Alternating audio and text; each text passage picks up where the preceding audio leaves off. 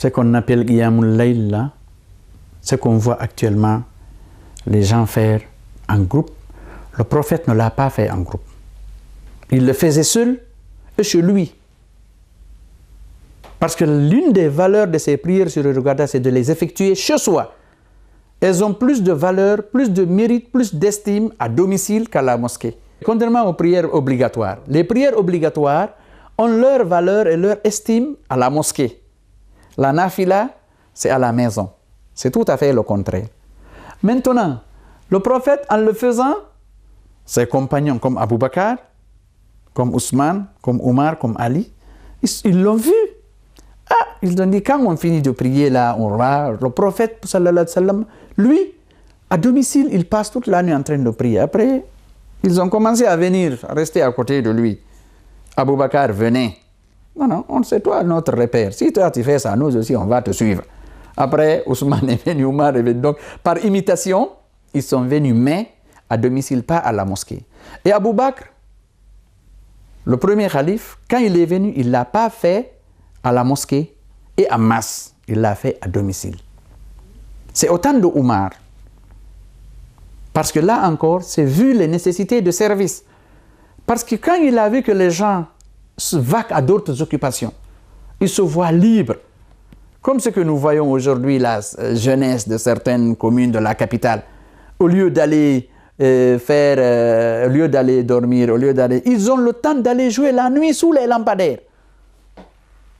Moi, je crois que je peux joindre l'idée de Omar, aller rassembler les gens, au lieu d'aller passer la nuit dans les cafés, dans les dancing, hein, dans les matchs de football sur les autoroutes la nuit, il vient, il les rassemble, ils adorent Dieu, c'est encore plus bénéfique. Donc c'est autant de Omar que ça a été vraiment public et à la mosquée. Sinon le prophète ne l'a pas fait, Abu Bakr ne l'a pas fait. Deuxièmement, qui doit faire la Qiyamul Layl? D'abord c'est l'imam, quelqu'un qui, sans lui, on ne peut pas faire la Qiyamul Layl à la mosquée. Donc lui, il est obligé d'aller. Parce que c'est lui le dirigeant. Sans lui, on ne peut pas le faire. Deuxièmement, celui qui ne peut pas le faire seul à la maison. Il ne connaît pas le Coran, ou bien avec lui, il y a la paresse. Donc, si c'est en masse, il est motivé, lui, il peut aller. Est-ce que vous comprenez? Troisièmement, celui qui a le temps. Parce que quand tu effectues 10 rakats après Isha, normalement ça te suit. Mais si tu as le temps encore, ta santé, tes moyens te permettent de te lever à 2 h du matin, prier jusqu'à 4h30, 5h, si tu as le temps de compenser ce sommeil-là, le lendemain, vous, les 3 catégories-là, peuvent effectuer la Qiyamul Layl. Maintenant, qui ne doit pas faire la Qiyamul Layl? Je prends par exemple un médecin. Un médecin que je me réserve de nommer ici. Ou bien, si vous permettez, je peux nommer un médecin. Quelqu'un dont la population a besoin de lui pour sa santé. Toi, tu es médecin. Demain matin, dès 6h30, 8h, 7h, les gens accourent vers ton bureau, ils sont malades. Au lieu de venir à 7h30, 8h, recevoir tes malades, les consulter, ou bien les opérer, faire des interventions, les diriger pour qu'ils acquièrent la bonne santé, toi, tu passes toute la nuit en train de prier. Tu ne peux pas venir satisfaire, donner la santé aux serviteurs d'Allah. Toi, ton Qiyamul Layl, au lieu que ça ne soit des bienfaits, c'est des péchés. Ce médecin-là ne doit pas faire la Qiyamul Layl. Je prends un banquier. Toi, tu travailles à la banque. Les gens ont besoin d'avoir leur salaire, leur argent pour aller vaquer à leurs affaires. Acheter quoi manger, acheter des médicaments. Toi qui travailles à la banque, tu passes toute la nuit en train de prier. Les gens n'ont pas leur argent. Donc, Qiyamul Layl devient des péchés au lieu que ça ne soit des bienfaits. Un commerçant qui vend des denrées. Vous savez, chez tout le monde qui a les moyens, les gens vivent de jour le jour. Toi, tu vends du riz, tu vends du maïs, tu vends de l'huile, tu vends du sucre. Les gens ont besoin d'aller acheter en fonction de leurs moyens pour aller préparer à manger, à envoyer pour les gens. Toi, le commerçant là, tu passes toute la nuit en train de prier, tu ne viens pas livrer les denrées, c'est des péchés que tu n'as pas le Qiyamul Layl, pas des bienfaits. Donc voilà des espèces, ou bien un élève par exemple. Toi, ta mission, c'est d'aller étudier. Ou bien ton professeur, sa mission, c'est d'aller enseigner. Et l'élève et le professeur, ils passent toute la nuit en train de prier. Le matin, ils doivent aller à l'école, à 8 heures, aller enseigner ou aller étudier. Ils ne parviennent pas à le faire parce qu'ils ont sommeil.